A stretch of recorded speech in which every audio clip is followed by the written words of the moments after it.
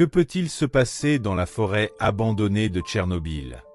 En 1986, le monde s'est arrêté face à une catastrophe inimaginable. L'explosion de la centrale nucléaire de Tchernobyl a transformé une ville prospère en une ville fantôme. Mais personne ne s'attendait à ce que, des décennies plus tard, la nature reprenne possession du site, d'une manière effroyablement surprenante. Les scientifiques ont découvert quelque chose dans l'ombre de la forêt qui intrigue la planète entière. Pendant longtemps, l'image de Tchernobyl a été celle d'un terrain vague, d'un lieu où la vie semblait condamnée à disparaître. Depuis l'explosion du réacteur, la zone d'exclusion est devenue un symbole de la vulnérabilité humaine face à la technologie et à la nature. Cependant, ces dernières années, les scientifiques ont commencé à remarquer des signes qui remettent en question ce sombre récit. C'est comme si la forêt environnante refusait de mourir. Des arbres poussaient dans un sol imprégné de radiation, des animaux sauvages s'aventuraient dans les ruines d'anciens villages abandonnés, et plus intriguant encore, des formes de vie microscopiques se comportaient d'une manière que personne ne pouvait expliquer. Il ne s'agissait pas d'une simple question de résistance biologique, mais de quelque chose qui dépassait ce que la science moderne pouvait comprendre. Le véritable défi a commencé lorsque les chercheurs ont essayé de comprendre ce qui se passait. Ils n'arrivaient pas à croire ce que les données montraient. Le sol hautement contaminé contenait des poches de micro-organismes qui semblaient non seulement survivre, mais aussi prospérer. Ces organismes, appelés champignons radiotrophes, absorbaient les rayonnements et les transformaient en énergie, comme s'ils étaient des plantes faisant de la photosynthèse, mais en utilisant les rayonnements au lieu de la lumière du soleil. C'est comme si la biologie elle-même avait décidé de réécrire ses règles à l'intérieur de cette zone d'exclusion. Mais cela a soulevé des questions bien plus importantes et bien plus inquiétantes. Si les formes de vie pouvaient s'adapter et même dépendre des radiations, qu'est-ce que cela signifiait pour les mutations qui se produisaient chez d'autres espèces de la région? Ces adaptations aident-elles simplement les organismes à survivre ou peuvent-elles déclencher des changements imprévisibles dans l'écosystème? Plus encore, il y avait des implications éthiques et philosophiques. Certains chercheurs ont commencé à se demander si la zone d'exclusion était réellement un désastre pour la nature, ou si l'absence de l'homme avait créé un espace où la vie, contre toute attente, pouvait évoluer de manière inimaginable. Cependant, il y avait un problème encore plus urgent. Ces découvertes n'étaient pas seulement une énigme scientifique, elles avaient des implications directes pour l'humanité. Si les organismes pouvaient s'adapter aux radiations, pourrions-nous apprendre à faire de même? Serait-il possible d'appliquer ces découvertes à des domaines tels que la médecine, l'agriculture ou même l'exploration spatiale? Ou jouions-nous avec des forces que nous ne comprenions pas entièrement? En outre, les scientifiques ont commencé à s'inquiéter d'une autre question. Et si ces mutations n'étaient pas entièrement bénéfiques? Et si, au milieu de toute cette adaptation, des organismes émergeaient qui pourraient constituer une véritable menace pour la santé humaine ou l'équilibre écologique dans d'autres régions? La frontière entre miracle biologique et danger évolutif n'a jamais semblé aussi floue. Chaque nouvelle découverte dans la forêt de Tchernobyl semblait soulever plus de questions que de réponses. Et c'est exactement ce qui a rendu cette enquête si fascinante et si effrayante à la fois. Ce qui se passait dans cette forêt n'était pas seulement un mystère. C'était un rappel brutal que la vie trouve toujours un chemin, mais pas toujours de la manière que nous attendons ou désirons. Et maintenant, le monde était sur le point de découvrir quelque chose d'encore plus surprenant au cœur de la zone d'exclusion. L'énigme se dressait devant eux, palpitant d'une fascination mêlant crainte et espoir. Il était impossible d'ignorer les implications de ce que révélait la forêt de Tchernobyl. La première étape pour les scientifiques consistait à cartographier l'étendue des champignons radiotrophes et à comprendre leur fonctionnement. Sous les microscopes du laboratoire de Fortune, ils ont découvert quelque chose d'extraordinaire. Ces organismes possédaient de la mélanine, le même pigment que celui qui donne sa couleur à la peau humaine, mais avec une fonction radicalement différente. Au lieu de protéger contre les rayons ultraviolets, comme chez l'homme, la mélanine des champignons semblait agir comme une antenne biologique, captant les radiations et les convertissant en énergie chimique. C'était comme s'ils consommaient ce qui, pour d'autres formes de vie, était un poison mortel. Les chercheurs ont passé des mois à analyser les propriétés uniques de ces organismes, en prélevant des échantillons des arbres, du sol et même des bâtiments abandonnés qui étaient devenus le foyer de cette nouvelle forme de vie. Mais les surprises ne s'arrêtent pas là. Dans une zone plus isolée de la forêt, une équipe a découvert une espèce de lichen au comportement tout aussi déconcertant. Non seulement ce lichen poussait sur des surfaces hautement contaminées, mais il semblait neutraliser les radiations autour de lui, créant de petites poches de sécurité où d'autres plantes commençaient à émerger. La chaîne d'adaptation était si complexe qu'il était impossible de ne pas se demander s'il s'agissait du début d'un écosystème entièrement nouveau, façonné par les radiations. Pendant ce temps, les caméras de surveillance installées dans la zone d'exclusion ont commencé à capturer des images qui semblaient tout droit sorties d'un documentaire de science-fiction. Des loups, des sangliers et même des aigles, qui auraient normalement évité les environnements fortement irradiés, non seulement survivaient, mais prospéraient. Certains d'entre eux présentaient des changements subtils mais perceptibles, tels qu'un pelage plus épais ou une résistance inhabituelle aux maladies. Lors d'une expérience pionnière, les scientifiques ont suivi les générations suivantes de souris sauvages et ont constaté que leurs cellules semblaient s'adapter pour réparer les dommages génétiques causés par les radiations à un rythme impressionnant.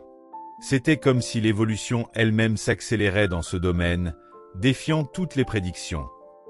Mais plus les scientifiques s'enfonçaient dans ce monde étrange, plus ils trouvaient des points de tension. Lors d'une série de tests génétiques, ils ont remarqué que certaines des mutations observées dans des organismes plus petits, comme les insectes et les micro-organismes, créaient des aberrations qui étaient non seulement instables, mais aussi potentiellement dangereuses. Lors d'un incident qui a surpris l'équipe, une colonie de fourmis radioactives semblait avoir développé une capacité de consommation vorace, détruisant toute matière organique sur son passage. Ce qui avait commencé comme une étude de la résilience soulevait désormais une question inquiétante. Ces adaptations pouvaient-elles sortir de la zone d'exclusion et commencer à interagir avec les écosystèmes extérieurs? De plus, les implications pratiques de ces découvertes étaient considérables. Les entreprises de biotechnologie ont commencé à s'intéresser aux champignons radioactifs, imaginant des applications dans la production de médicaments, le traitement des déchets nucléaires et même la colonisation d'autres planètes.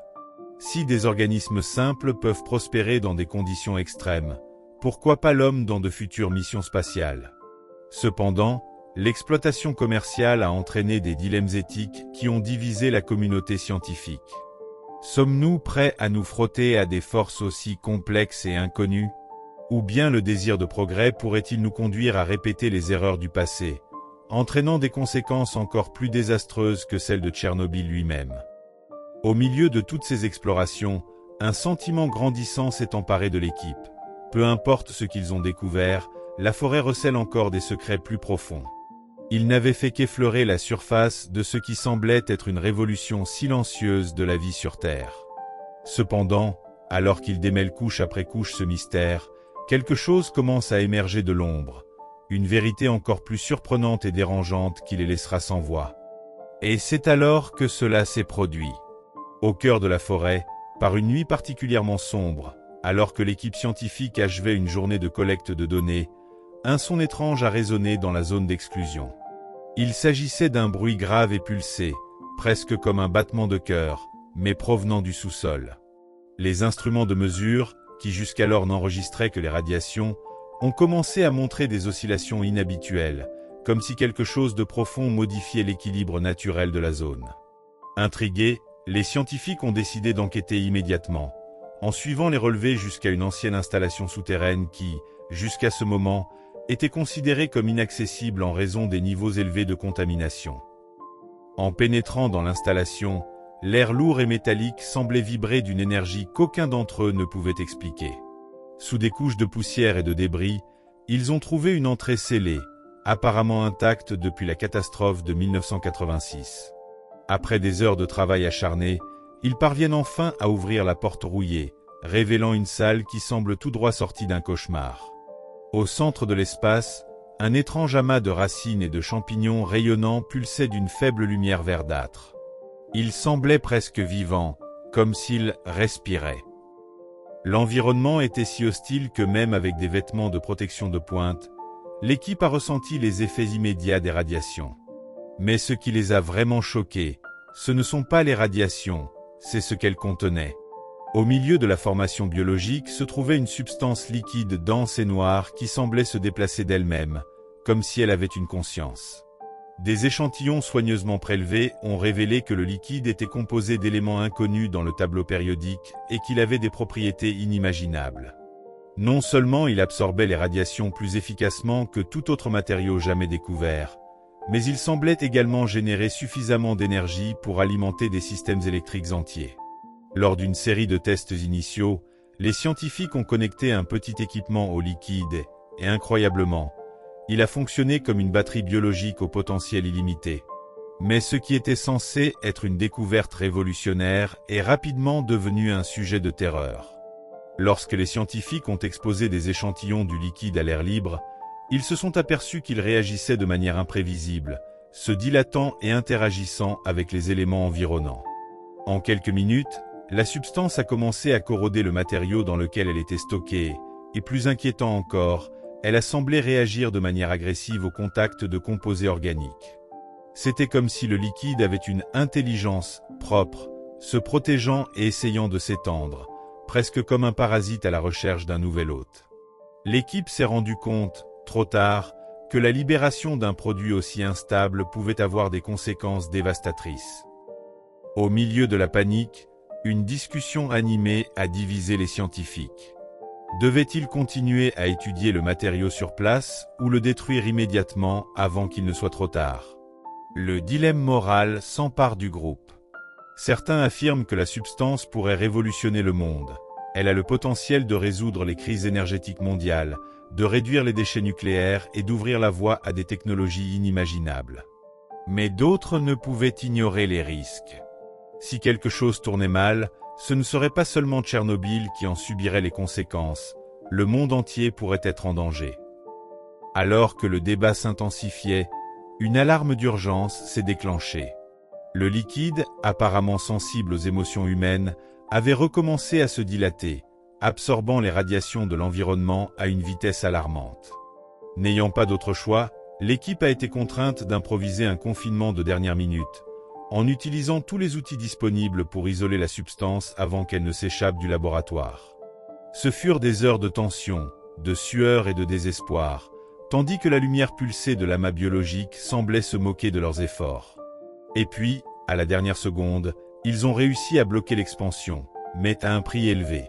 L'un des membres de l'équipe, qui s'était sacrifié pour activer le système manuellement, a été piégé dans la salle contaminée, laissant tout le monde dans un silence absolu.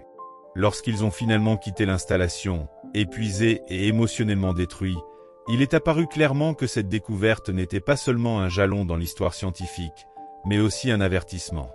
Ce qu'ils avaient trouvé dans la forêt de Tchernobyl n'était pas seulement un reflet de la résilience de la vie, mais aussi un rappel brutal que tous les mystères ne sont pas faits pour être résolus. Cependant, alors qu'ils quittaient la zone d'exclusion, une question restait en suspens. Et si ce liquide n'était pas un accident de la nature, mais un héritage laissé là pour être trouvé, attendant le bon moment pour révéler sa véritable raison d'être? De retour à la base, l'équipe scientifique a su qu'elle avait franchi une ligne invisible, une barrière entre les connaissances que nous pouvons contrôler et celles qui peuvent nous contrôler. La découverte faite dans la forêt de Tchernobyl était bien plus qu'une avancée scientifique. Elle reflétait directement la façon dont l'humanité a traité la technologie et la nature. Une course pour maîtriser des forces que nous comprenons à peine. L'énigmatique liquide, qui a la capacité d'absorber et de stocker les radiations, pourrait être la solution à l'une des plus grandes crises de l'humanité ou le signe avant-coureur de sa perte. Mais ce qui effrayait vraiment tout le monde, ce n'était pas le potentiel technologique, mais le sentiment que la substance avait une conscience, une intention propre qui défiait la logique et la science telle que nous la connaissons. Les données recueillies ont été immédiatement mises sous scellé, et l'emplacement exact de l'installation a de nouveau été dissimulé sous des couches de bureaucratie et de secret. Des rapports contradictoires ont commencé à circuler. Certains disaient que la substance avait été détruite à jamais, d'autres qu'un petit échantillon avait été envoyé à des laboratoires ultra-secrets dans le monde entier. Certains pensent que le liquide pourrait être la clé d'une nouvelle ère de prospérité, mais d'autres craignent qu'il ne s'agisse du germe de l'apocalypse. Au sein de l'équipe, cependant, une chose était claire, la forêt de Tchernobyl n'était pas seulement une zone radioactive. C'était un endroit où la nature, forcée d'évoluer dans des conditions extrêmes, avait créé quelque chose qui dépassait notre compréhension, quelque chose qui n'aurait peut-être jamais dû être découvert. Même après des mois d'analyse, le mystère reste entier. Les scientifiques qui ont participé à l'expédition ont rarement parlé de ce qu'ils ont vu, mais ceux qui ont osé partager leurs expériences ont décrit des nuits blanches, hantés par la pensée qu'ils avaient réveillé quelque chose qui n'aurait jamais dû être dérangé. Et dans un coin sombre de leur esprit, ils se sont tous demandé, et si ce qu'ils avaient rencontré n'était qu'un début? Et si, quelque part dans les profondeurs de la forêt de Tchernobyl, un autre secret attendait d'être révélé? Un secret qui, une fois découvert, pourrait changer le destin de l'humanité à jamais? Pour ceux qui aiment les bonnes histoires et qui ont regardé jusqu'à la fin, laissez votre commentaire ci-dessous pour savoir de quelle ville vous regardez, et je laisserai un cœur dans votre commentaire. Au revoir, et rendez-vous dans la prochaine vidéo.